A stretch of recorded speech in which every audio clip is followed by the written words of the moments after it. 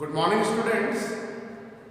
In today's class, now we are going to discuss about accounting processing about at the time of dissolution of partnership firm. जब कोई partnership firm dissolve होती है उस condition में हमारी accounting processing क्या होती है। इससे पहले प्रीवियस वीडियोस में हमने इसकी बेसिक थ्योरीज क्लियर करी थी। What is the meaning bye dissolution of partnership form, what is the main difference between dissolution of partnership and dissolution of partnership form, revolution account और रियलाइजेशन अकाउंट में क्या differences होते हैं। थोड़ा बहुत topic मैंने इसका रियलाइजेशन अकाउंट का आपको भी बता दिया था, लेकिन आज थोड़ा सिस्टमैटिक तरीके से हम चलेंगे। तो what is the accounting processing, accounting process at the time of dissolution of partnership।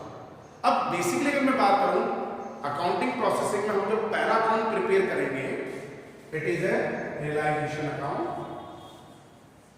Eight the time of dissolution of partnership firm we prepare realisation account.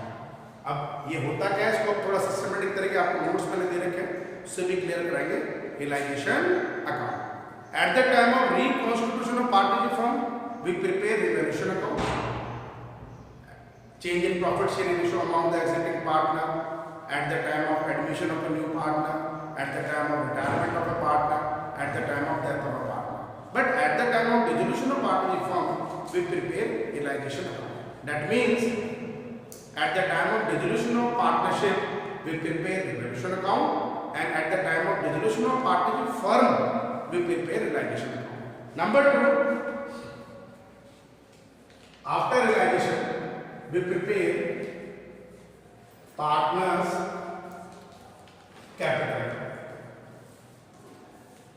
Okay, partners capital. Number three and final, we prepare cash or bank. At the time of dissolution of partnership firm, we can't prepare balance sheet. Balance sheet नहीं बनती क्योंकि form जब dissolve हो गई है, partnership form जब dissolve हो जाती है अपने पास में सारी एसेट्स को आपको डिस्पोज करना पड़ता है, सोल्ड करनी पड़ती है, सारी लायबिलिटीज आपको पेमेंट करनी पड़ती है। तो उसमें बैलेंस शीट किस बेस पे बनेगी, क्योंकि एसेट्स एंड लायबिलिटी डिस्पोज हो गई है, लायबिलिटीज पेड हो गई है, तो वी प्रिपेयर कैश और बैंक। तो ये मेन तीन अकाउंट हमें प्रिपेयर करने फॉर 6 मार्क्स, ठीक है। बट एडिशनली हम कुछ अकाउंट और भी प्रिपेयर कर सकते हैं जो जनरली इतने प्रैक्टिकल नहीं आते, जो एडिशनली अकाउंट हम लेके चले इसमें, वो कौन से हैं। इन केस अगर पार्टनर्स अपनी कैपिटल अकाउंट को फिक्स कैपिटल मेथड के अकॉर्डिंग ऑपरेट करते हैं, they maintain their capital account according to fix capital method. उसमें हम दो अकाउंट प्रिपेयर करते थे, partners capital account and current account. तो आपको एक एडिशनल अकाउंट और बनाना पड़ेगा, partners current account. And number to,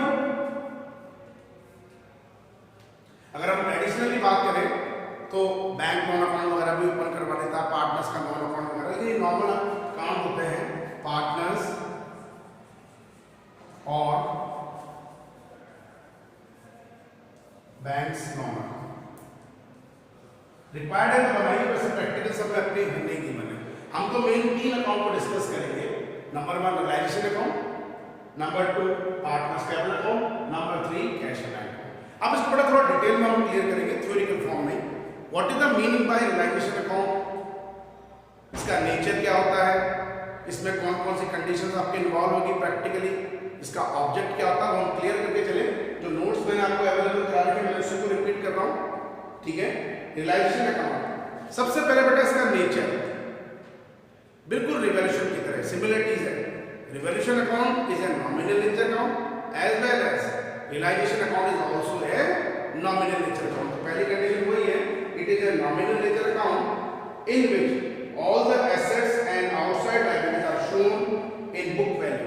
first of all जितने भी एसेट्स और जितनी भी लायबिलिटीज होंगी वो आपको बुक वैल्यू पर रिकॉर्ड करनी है। जो आपको बुक वैल्यू मीन्स फॉर्म जब डिसॉल्व हो रही है, अपनी पार्टनरशिप फॉर्म डिसॉल्व हो रही है, उसकी एक प्रॉपर बैलेंस शीट आपको गिवन होगी, वो बुक वैल्यूज ही होती है। आप उस बुक वैल्यू का आप उसको रिकॉर्ड, क्योंकि इसके बाद में हम इसका दोबारा से बिल्कुल सिस्टमैटिक तरीके से रियलाइजेशन अकाउंट का एक फॉर्मेट भी बनाएंगे, ठीक है, वो अपने लिए इंपॉर्टेंट होगा, ठीक है। And then assets of the firm are sold and from the amount realized out of this the outside liabilities of the firms are paid off। then उसके बाद में बुक वैल्यू में शो करने के बाद में अब आप एडिशनल इंफॉर्मेशन देखेंगे। उस एडिशनल इंफॉर्मेशन में आपको गिवन होगा कि हमने एसेट्स को कितने में सोल्ड आउट करा है और वो अमाउंट हम रियलाइज करेंगे, वो अमाउंट किसके लिए यूज करेंगे, for the payment of outside liabilities, आप उसको पेड ऑफ करके चलेंगे। एसेट्स रियलाइज्ड होगी, आपको डिस्पोज ऑफ करनी पड़ेगी, सोल्ड करनी पड़ेगी, और जो अमाउंट आपको रियलाइज हो रहा है ऐसे रियलाइज करने के बाद में आप उसको कैलकुलेट करेंगे for the payment of outside liabilities, that is creditors, bill payables, bank loan, okay, कोई एक्सटर्नल लोन अपने पास है तो हम उसको लेके चलेंगे, okay. The main purpose, third point वही, first point nature, second point कौन कौन सी चीज आपने इसमें इन्वॉल्व करी है।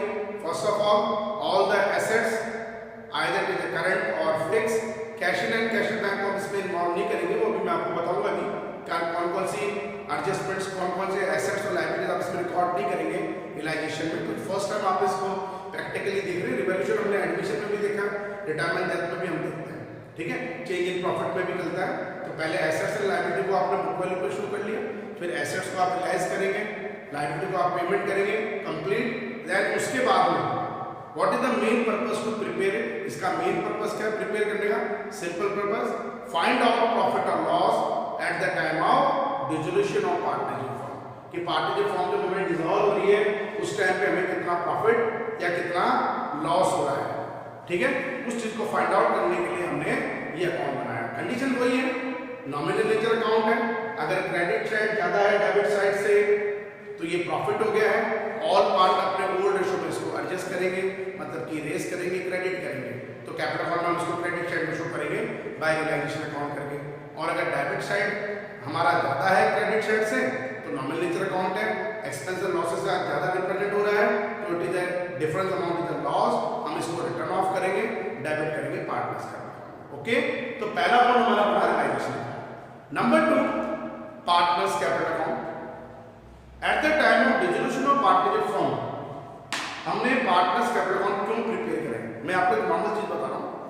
Eight the time of reconstitution of partnership form और at the time of dissolution of partnership हमने पार्टनर्स कैपिटल अकाउंट को तब भी बनाया था, उसका ऑब्जेक्ट होता था find out adjusted capital of partners, जो केवल एक दिन के डिफरेंस में हमने कैपिटल निकाली थी वो आपको देखनी है, ठीक है। बट अब हम क्या मानेंगे, eight the time of dissolution of partnership form हमने पार्टनर्स कैपिटल अकाउंट किस ऑब्जेक्ट से प्रिपेयर करें, उनके फाइनल सेटलमेंट को फाइंड आउट करने के लिए, क्योंकि पार्टनरशिप फॉर्म डिसॉल्व हो रही है, वो अपने बिजनेस को कैरी तो कर नहीं रहे, तो बैलेंस शीट तो वो फाइंड आउट करेंगे ही नहीं, क्योंकि बैलेंस शीट तो अपन तब फाइंड आउट करते हैं जब बिजनेस कंटिन्यू नेचर में चल रहा है। तो ऐसी कंडीशन में जो भी पार्टनर्स कैपिटल अकाउंट प्रिपेयर होगा उस प्रिपरेशन करने का हमारा मेन ऑब्जेक्ट होगा to find out their final settlement amount, या तो फर्म उसको पेमेंट करेगी टू कैश या बैंक, या फर्म उससे पैसा लेगी बाय कैश या बैंक। तो पार्टनर्स कैपिटल अकाउंट बनाने के बाद में जो भी आपका क्रेडिट माइनस डेबिट या डेबिट माइनस क्रेडिट जो भी हमारा डिफरेंट अमाउंट आएगा वो हमें कैश या बैंक से रिप्रेजेंट करना है, ओके। फाइनल सेटलमेंट अमाउंट को क्लियर करने के लिए, due amount of each partner को क्लियर करने के लिए we prepare partners capital account. Last and final cash और बैंक अकाउंट। ये कैश या बैंक अकाउंट हम क्यों प्रिपेयर करेंगे, फाइनल सेटलमेंट जब हो रहा है तो रियल नेचर अकाउंट की तरह चलेंगे, डेबिट कॉर्ड्स कम इन, क्रेडिट कॉर्ड गोज आउट। 11 में भी आपने पढ़ रखा है इसको, लेकिन 11 में हम इसको single column, double column, 3 column cash book के थ्रू पढ़ते थे मंथली बेसिस पे। और अभी हमें क्या करना है, eight the time of dissolution of partnership, लेकिन रूल वही है, जितना फॉर्म डिसॉल्व होने पे जितना भी पैसा आपने रियलाइज करा है वो सब आप डेबिट साइड पे रिकॉर्ड करेंगे, और जितना भी आपने पेमेंट करा क्रेडिट कॉर्ड गोज आउट आपको क्रेडिट साइड में रिकॉर्ड करना है, ओके। तो कैश और बैंक बनाने का ऑब्जेक्ट होगा अमाउंट कितना रियलाइज हो रहा है और आउट ऑफ रियलाइज अमाउंट आपने कितना पेमेंट करा है। जनरली तो बैलेंस इक्वल नहीं आना चाहिए वैसे तो, अगर हम प्रोफेशनली बात करें, लेकिन हमारी बुक में जो सम्स दे रखे हैं 12th क्लास के अंदर, उसमें जैसे बैलेंस शीट के दोनों साइड मैच हो जाती है लायबिलिटीज और एसेट्स, तो डिसोल्यूशन ऑफ पार्टनरशिप फॉर्म की कंडीशन में कैश और बैंक अकाउंट हमारा मैच करता है। वैसे प्रैक्टिकल होता नहीं है, क्योंकि या तो सरप्लस अमाउंट है, डेफिसिट अमाउंट रहता है प्रोफेशनली, बट अभी हम उसकी बात नहीं कर रहे, मैं अपनी एकेडमिक बात कर रहे हैं, तो उसमें कैश और बैंक दोनों बैलेंस इक्वल आएगा। एडिशनल अकाउंट में हमारे पास में है जो हम डिस्कस कर रहे हैं, करंट अकाउंट गिवन होगा आपको। बैलेंस शीट जब आप देखेंगे अपनी बिफोर डिसोल्यूशन, आपके बैलेंस शीट गिवन है, लायबिलिटी साइड में आपको करंट अकाउंट का बैलेंस गिवन है पार्टनर्स का, ये एडिशनल अकाउंट है। अब तो ऐसी कंडीशन में हम क्या मानेंगे कि पार्टनर्स कैपिटल अकाउंट बनाने से पहले, listen carefully, partners capital account prepare करने से पहले we prepare partners current account. जो नेसेसरी एडजस्टमेंट अब कैपिटल अकाउंट में जाने वाले थे, कैपिटल तो फिक्स हो गई है, तो ऐसी कंडीशन में undistributed profits, undistributed losses, realisation का जो भी प्रॉफिट है लॉस होगा, कुछ एसेट्स अगर पार्टनर टेकन कर रहे हैं, लायबिलिटी पेमेंट की रिस्पांसिबिलिटी है, वो आप कैपिटल अकाउंट में ट्रांसफर नहीं करेंगे, वो कौन सा अकाउंट में ट्रांसफर करेंगे, पार्टनर्स करंट अकाउंट। फिर पार्टनर्स करंट अकाउंट का जो हमारा बैलेंस होगा, इसे हम कैरी फॉरवर्ड कर देंगे पार्टनर्स कैपिटल अकाउंट में, बैलेंस रेडी नहीं, क्योंकि आगे तो कंटिन्यू नहीं है हमारी पार्टी की फॉर्म, तो ये पार्टनर्स करंट अकाउंट का बैलेंस आप किस पर ट्रांसफर करेंगे, कैपिटल अकाउंट में। फिर वो कैपिटल अकाउंट का बैलेंस होगा और ट्रांसफर होगा फाइनल सेटलमेंट अकाउंट के अंदर, जिसको कैश या बैंक से आपको रिप्रेजेंट करके चलना है। जब हम प्रैक्टिकल सम करेंगे उसमें आपको क्लियर हो जाएगा, कोई इतने बड़े डाउट नहीं है। अब इसके अलावा एडिशनली हम बात करें पार्टनर्स या बैंक लोन अकाउंट, ये कोई नेसेसरी नहीं बनाना, आपको एडिशनली जरूर बता रखा है, लेकिन बुक में अगर हम देखें तो उसके अकाउंट बनाए नहीं सकते। पार्टनर्स ने कोई लोन दे रखा है, ले रखा है, आप उसको किस में ट्रांसफर करेंगे, हम डायरेक्ट भी कैपिटल अकाउंट में कैश या बैंक में ट्रांसफर कर सकते हैं, उसमें कोई प्रॉब्लम नहीं है। ओके, तो अभी बेटा हम लोग डिस्कस करेंगे सबसे इंपॉर्टेंट अकाउंट है रियलाइजेशन अकाउंट, जो थोड़ा इंपॉर्टेंट अकाउंट भी रहेगा आपके लिए, उसको बिल्कुल सिस्टमैटिक तरीके से मैं पूरा आपको बता रहा हूँ, नोट्स मैंने आपको दे रखे हैं, उसमें आप क्लियर कर सकते हैं, लेकिन एक प्रैक्टिकल फॉर्म में, ठीक है। Number 1 realisation account. Nominal ledger account है, पर्टिकुलर अमाउंट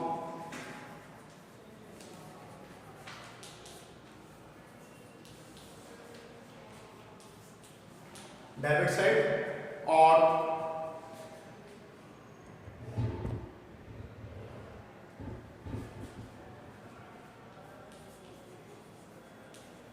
पर्टिकुलर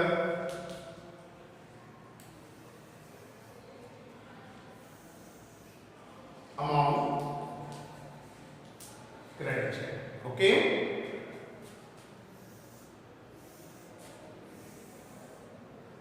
स्टार्ट कर लिया, यहां से स्टार्ट कर लिया।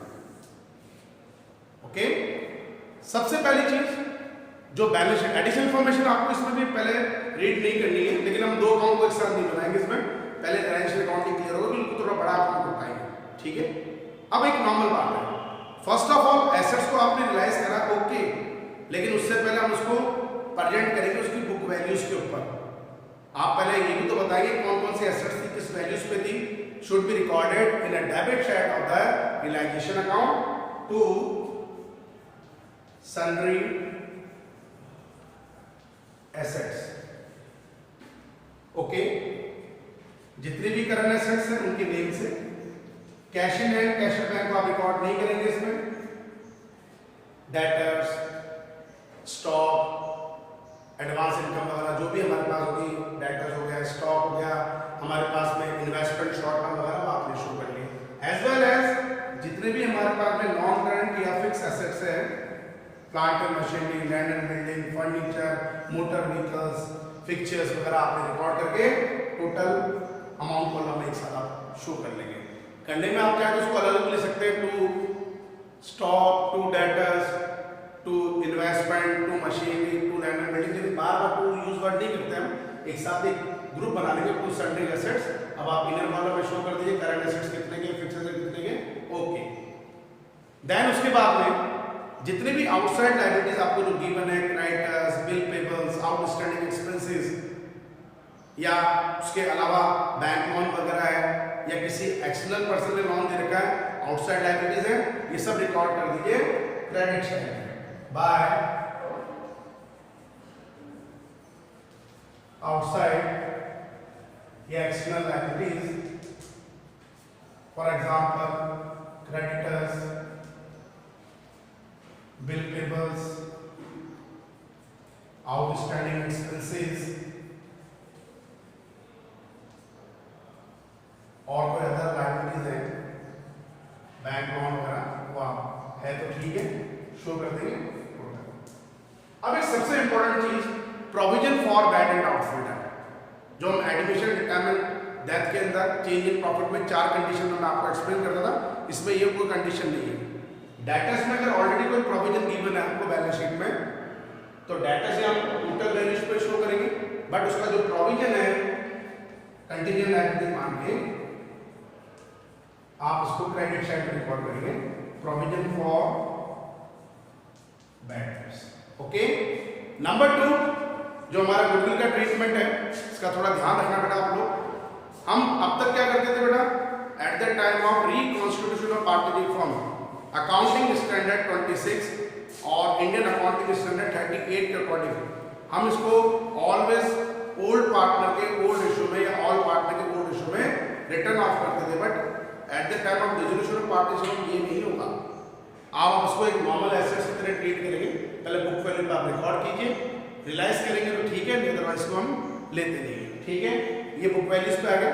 अब इसके बाद में अगला जो पॉइंट है हमारा वो क्या होगा, एसेट्स को आपने अमाउंट एडिशनल इंफॉर्मेशन, आपने एसेट्स को रियलाइज करा है, नॉमिनल नेचर अकाउंट है, all the income and gains are credit, ये हमारा इनकम का पार्ट हो गया है बाय कैश और बैंक एसेट्स रियलाइज्ड। ओके, अब इसे भी हम इनर कॉलम में शो करेंगे कि आपने करंट एसेट्स को किस वैल्यू पे रियलाइज करा है, फिक्स एसेट्स को किस वैल्यू पे रियलाइज करा है, क्योंकि ठीक है। अब सबसे इंपॉर्टेंट चीज एक बात आपको और इसमें याद करनी रखनी है, एसेट्स कितने पे रियलाइज हो रहे हैं, लायबिलिटी कितनी पेमेंट हो रही है, हमें उससे मतलब है कितने कम पे रियलाइज हो रहा है, डिक्रीजिंग अमाउंट उसका कितना है, इंक्रीजिंग कितना ज्यादा मिल रहा है, ये रिवैल्यूएशन का पॉइंट होता है, यहाँ नहीं है। फॉर्म जब पार्टनरशिप फॉर्म कोई भी डिसॉल्व होती है तो उस कंडीशन में हमें अमाउंट रियलाइज होना चाहिए। 50,000 के फर्नीचर थे, हमने 40,000 पे रियलाइज करे, 10,000 का हमें लॉस हो रहा है, उस लॉस को आप कहीं रिकॉर्ड नहीं करेंगे।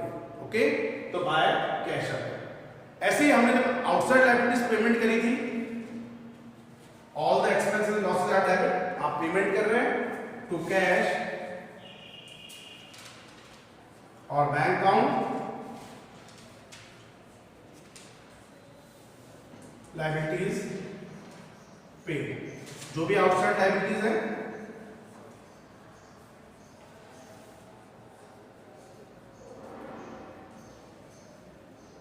अब इसके अलावा जब फर्म पार्टनरशिप फर्म कोई भी डिसॉल्व होती है तो कुछ रियलाइजेशन एक्सपेंसेस या डिसोल्यूशन एक्सपेंसेस भी होते हैं, वो भी हमें पे करने होते हैं। अब हम उसको पे कर रहे हैं, इसी के साथ में शो कर दीजिए रियलाइजेशंस या डिसोल्यूशन एक्सपेंसेस। Okay, complete. अब it is not a necessity, तो ये चीज नेसेसिटी नहीं है कि सारी एसेट्स को बेचा जाए।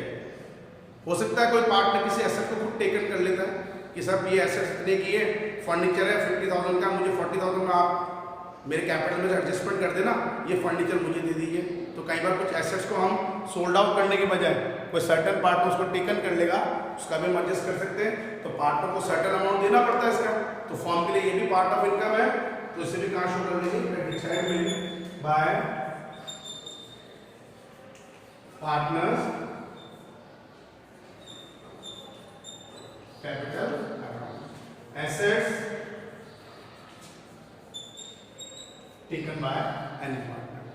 इसके अपोजिट ये बहुत रेयर होता है वैसे, अगर कोई पार्टनर रिस्पॉन्सिबिलिटी ले लेता है लायबिलिटीज पेमेंट करने की, तो वो कुछ सर्टेन अमाउंट फर्म से चार्ज करेगा, लेगा अपने कैपिटल एडजस्टमेंट में, तो हम पेमेंट कभी वो कर रहा है तो डेबिट साइड में शो कर देंगे इसको टू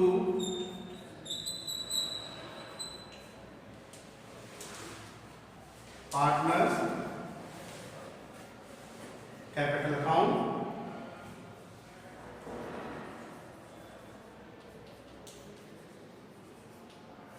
ओके ठीक है।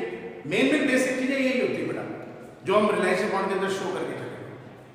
अब एक फाइनली पॉइंट हम जो लेके चले, अनरिकॉर्डेड एसेट्स जो पहला आपको बैलेंस शीट में अनफॉर्चुनेट गिवन नहीं है, अगर हमने उसको रियलाइज करा है, अमाउंट तो आ रहा है फॉर्म में बाय कैश और बैंक।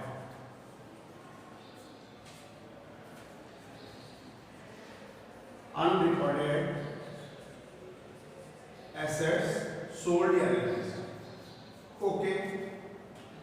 लायबिलिटीज अनरिकॉर्डेड है तो पे करी हमने टू कैश या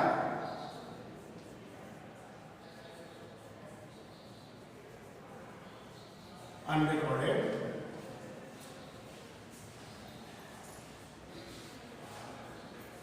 ओके। जनरली ये इंफॉर्मेशन हमारे पास चलेगी कंप्लीट।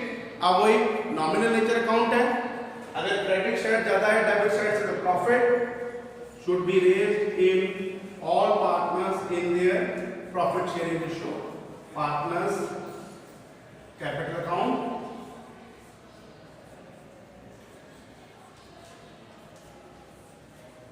अगर डेबिट साइड ज्यादा है क्रेडिट साइड से, it is a loss by partners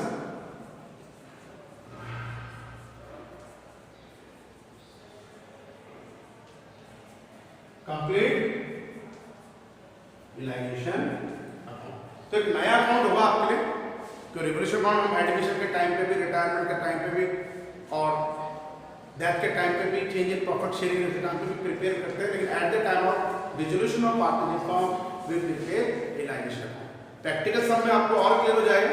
आज के वीडियो में हम इतना ही बताएंगे रियलाइजेशन अकाउंट, अब इसको हम बाकी वीडियोस के अंदर प्रैक्टिकली क्लियर करेंगे।